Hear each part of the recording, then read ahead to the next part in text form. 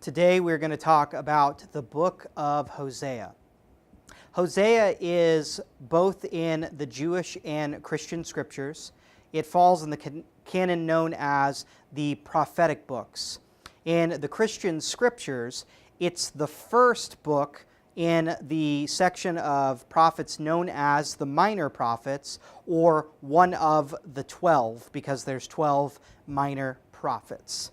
If the text is indeed written by the prophet Hosea, then it would have been penned at some point during the 8th century BCE. We know that from the book of Kings that Hosea started his career during the reign of Jeroboam, which began at some point around 788 and concluded around sometime during 747.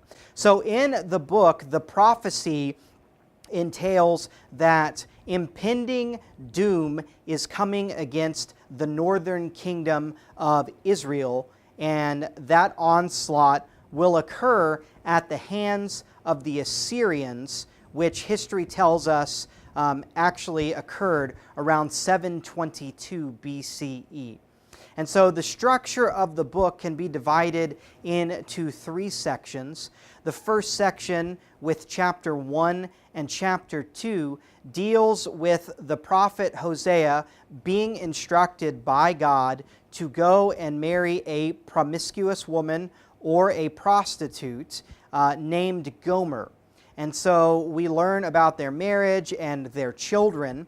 And then at some point, Gomer runs off.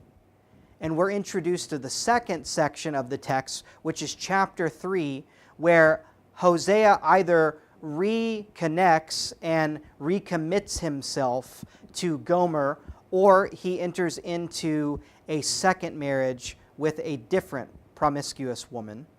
And then the third section of the text is the remainder of the book from chapters 4 to 14, which deals with the oracles of judgment against Israel and the northern kingdom, specifically with the tribe of Ephraim. And so the themes that you want to be on the lookout for in the book of Hosea are really the themes of covenant unfaithfulness and the resulting exile of the northern kingdom that occurs.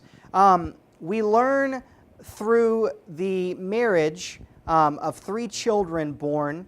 The first child that Gomer and Hosea have is named Jezreel.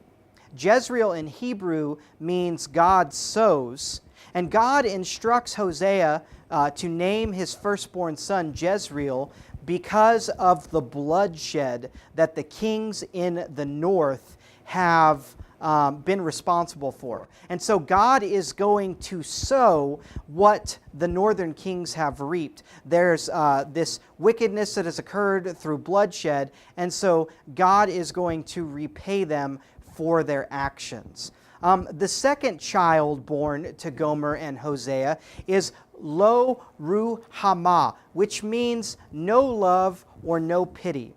So God is saying to these people that He is not going to love them anymore, and He is not going to pity them. He is not going to safeguard them from the attacking Assyrians that await them because of their wickedness. The third child, which could be between Gomer and Hosea, or possibly Gomer and another lover, is Lo Ami, which means not my people.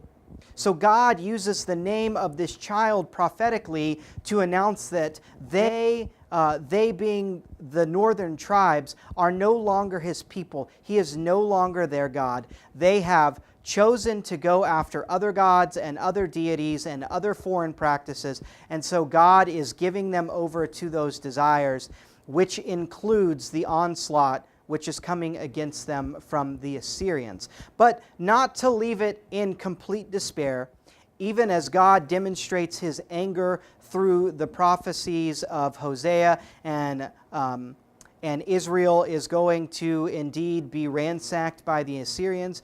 God is faithful to remember God's covenant. In chapters 11 and in chapter 14, he reminds the people of Israel that he will be faithful to his covenant, that exile is but for a season, and that restoration is coming.